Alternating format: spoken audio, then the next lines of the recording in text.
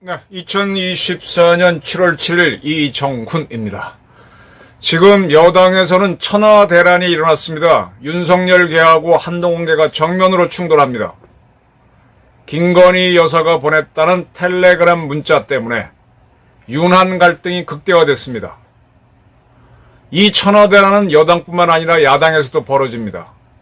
이재명, 김혜경 부부가 수원지검에 소환됩니다.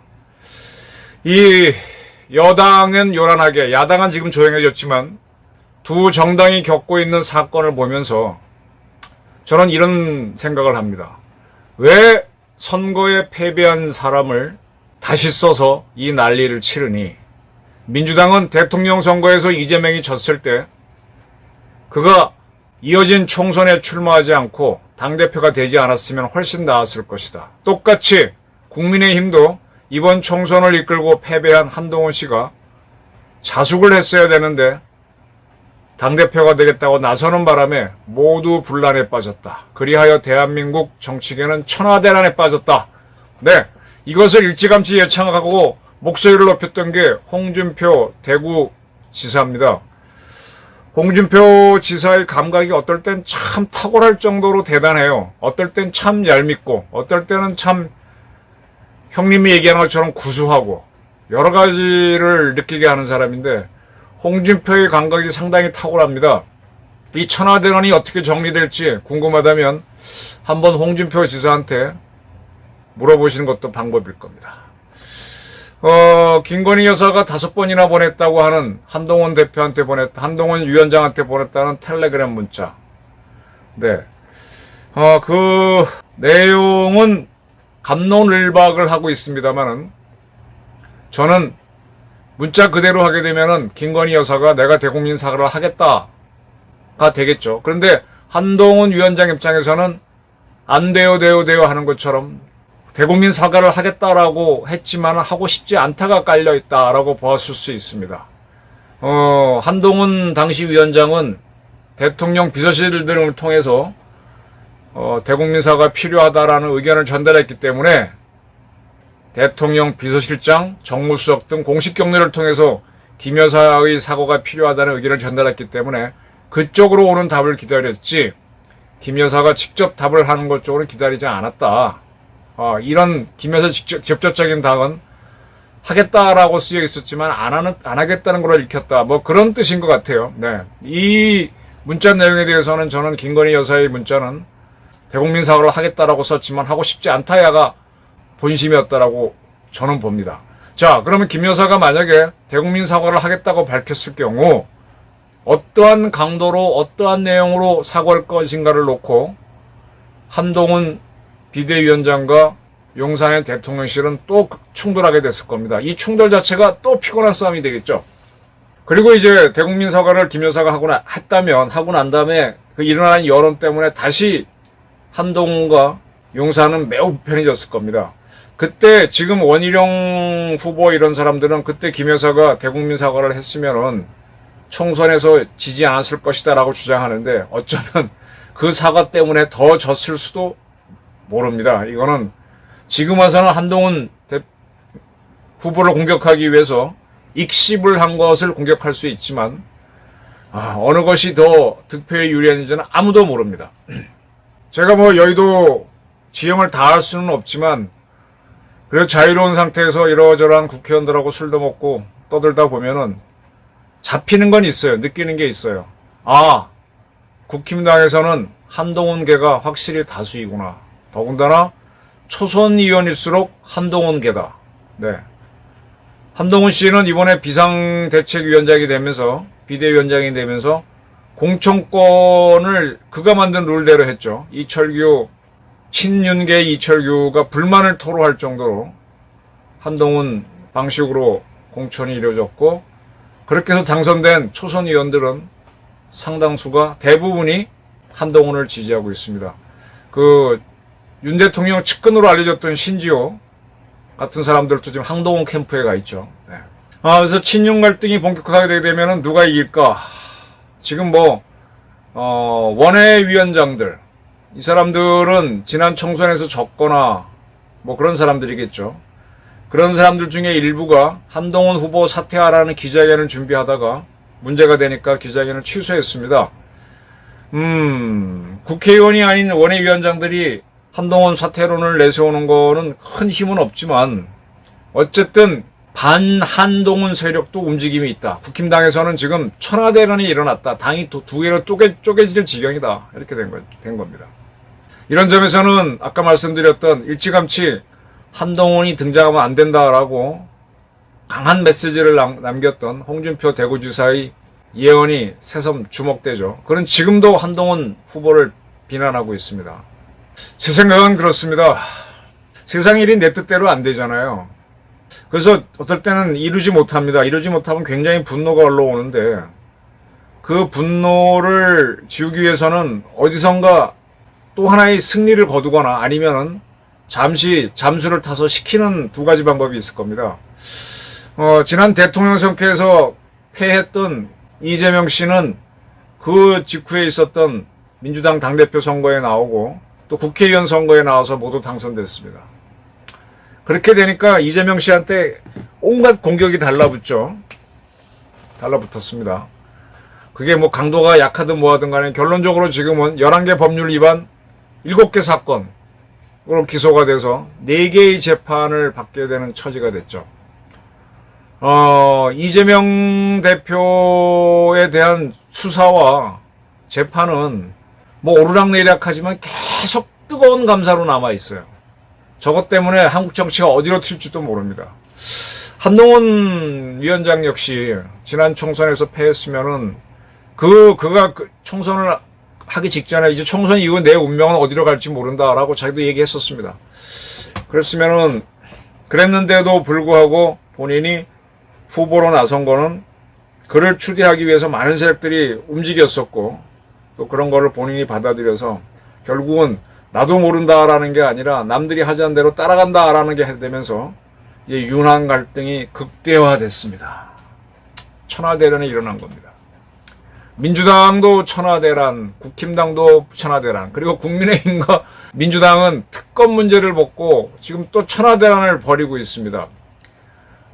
한동훈계 중에 일부가 이 특검에 찬성을 해준다면은 윤석열 정부는 재발의된 특검은 수용해야 되니까 큰 위기를 맞을 수가 있죠. 지금 가장 불리한 거는 윤석열 친윤계입니다. 이게 어떻게 될까요?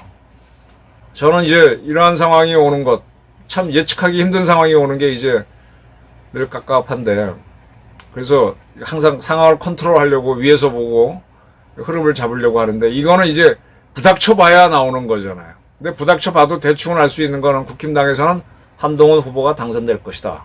그리고 재판이 언제 대법원 확정 판결이 나올지 모르지만은 이재명은 유죄가 확정될 것이다. 시점이 문제이죠. 이것까지는 예측이 됩니다. 근데 그리고 난 다음에 윤한 갈등을 어떻게 할지. 이 사람과 정치, 조직은 생물이기 때문에 생존에 불리하면은 간과 쓸개를 내주고 타협을 봅니다. 수그리기도 합니다. 대한민국이 극도의 위기에 처하면 대한민국 군에 대한 작전 통제권을 외국군, 미군한테 주면서까지 국가 생존을 모색합니다. 때로는 적한테 항복을 해서 일단 목숨을 구해놓고 나중에 독립을 모색하는 그러한 것도 합니다. 이게 생물이기 때문에 온갖 수가 다 나오기 때문에 참 상대가 어떻게 변할지 예측하기가 어려워졌어요. 이런 가운데 지금 북한에서는 김정은을 지도자로 수령으로 올리는 작업을 하고 있는 걸로 보입니다. 이 수령은 이렇게 된 것 같아요. 과거 히틀러가 바이마르 공화국에서, 그때 바이마르 공화국은 지금 독일 공화국처럼 의원내각제 국가입니다. 의원내각제 국가에는 왕은 없고 명목상의 국가 원수인 대통령이 있고 실질적인 행정수반인 국무총리가 있습니다. 1933년 히틀러는 총리가 됐다가 이듬해에 대통령까지 경합니다. 이러한 그를 두 가지 직책을 다 가졌기 때문에 독일에서는 퓨러, 우리말로 옮기면 영도자, 지도자, 수령 이렇게 되죠. 불렀죠. 퓨러인데 그 퓨러를 일본 언론들이 총리의 총, 대통령의 통을 따서 총통으로 옮기는 바람에 우린 히틀러를 총통으로 부르게 됐습니다. 자, 그러한 퓨러 시스템은 지금 사라졌는데 북한이 부활해냈죠. 그래서 김일성한테 수령, 위대한 수령 김일성 동지, 위수김동이라고 불렀고, 김정일에 대해서는 친지김동, 친이 하는 지도자라 그랬습니다. 수령이 아니라 지도자로 번역했죠. 지도자 동지라고 불렀습니다.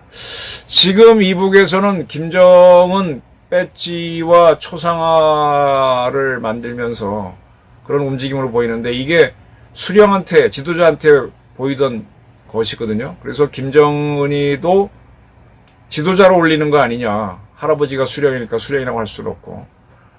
그 전까지는 경애하는 김정은 동지로만 불렀는데 경애하는 지도자가 추가되지 않느냐. 그래서 경지 김동이 되지 않겠나 예측을 합니다. 이 경지 김동이 되는 게 단순히 보아 넘길 수 없는 게 이제는 그 전까지는 그냥 총비서고 국무위원장이었다면 이제부터는 수령의 반열에 올랐으니까 더 큰 힘을 쓴다는 거죠.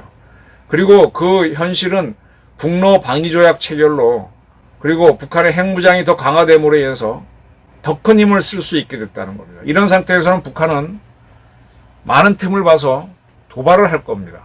쉽게 말하면 윤석열 대통령은 이번 대표 선거에서 당선이 확실한 윤석열 한동훈 세력과 갈등에 있고 또 이재명이 이끄는 민주당과 갈등이 있고 근데 모두 불리한 상태죠. 그리고 북한하고 갈등이 있는데 이 세 가지 파도를 모두 이길 수 있느냐. 앞에 꽃 한동훈한테 패하고 이재명한테 한참 끌 거고 그 다음에 김정은한테 깨지면은 과연 통치 권력을 유지할 수 있겠느냐라는 의심이 듭니다. 그래서인지 이제 7월 10일 날 미국에서 열리는 나토 정상회담에 참여해서 동맹의 힘을 빌려보려고 하는 모습이 보이는데 모르겠어요. 이렇게 모든 수를 다 쓰는 과정에서 어떤 결과가 나올지. 그래서 저는 잘 안 되면 가끔 점도 본다는 얘기를 했는데 제가 만났던 역술인 최영권 씨는 한동훈은 대통령이 되기 어렵다 라고 말한 적이 있습니다. 그리고 윤석열 대통령은 임기를 채운다. 채우는 게 중요한 게 아니라 대통령으로 잘하냐가 중요한 건데 그 부분에 대해서는 어떤 의견도 밝힌 바는 없습니다. 자, 천하대항이 벌어졌습니다. 저도 잠시 제 의견 보다가는 어디로 흘러갈지 좀 지켜보도록 하겠습니다. 지켜보면서 이게 이러한 결과를 낳겠네요 라는 예측을 하는 쪽으로 해설을 하는 쪽으로 끌어가겠습니다. 자, 천하대란이 일어났다. 윤석열 대통령은 세 개의 거친 파도를 한꺼번에 맞게 됐다. 윤석열 대통령이 되기 전에 제가 강조했던 게 김이박홍안을 얘기했습니다. 김종인, 박근혜, 안철수, 홍준표, 이준석과 연합을 해야만 윤석열 후보가 대통령에 당선될 수 있다고 그랬는데 김종인을 제외한 세력과 다 연합을 함으로써 그때 김종인 씨도 사실은 윤석열 후보를 지지해줬죠. 대통령이 됐습니다. 근데 지금 윤석열 대통령은 지금 뭐 다 떨어져 나갔죠. 박근혜 대통령이 그냥 중립적인 자세로 있고 홍준표 지사가 뭐 중립적이죠. 그 양반이 뭐 그렇게 윤 대통령을 절사적으로 지지하지도 않아요. 한동훈을 견제할 뿐이죠. 이렇게 이제 정치라고 하는 거는 계속 머징을 해나가야 되는데 머징을 해서 다 그걸 내 편으로 녹아내는 놀라운 융합력이 있어야 되는데 윤 대통령이 검사 시절에는 그 술을 잘하면서 그런 융합 능력을 보였는데 지금은 그게 안 되는 거죠. 그런데다가 정치가 얼마나 냉엄합니까? 국제정치도 그렇고 냉엄하죠. 조금이라도 손해가 나면 팍팍 돌아서는 이런 상황에 처했습니다. 윤석열 대통령은 자기 앞에 닥친 세 개의 파도를 이겨낼 수 있을 것인가? 이겨내지 못한다면 그런 어떤 수를 쓸 수 있을 것인가? 이런 걸 예측하면서 이런 걸 주목하면서 벌어지는 정치 상황을 한번 같이 지켜보시기로 하죠. 네, 저희 해설을 마치겠습니다. 감사합니다.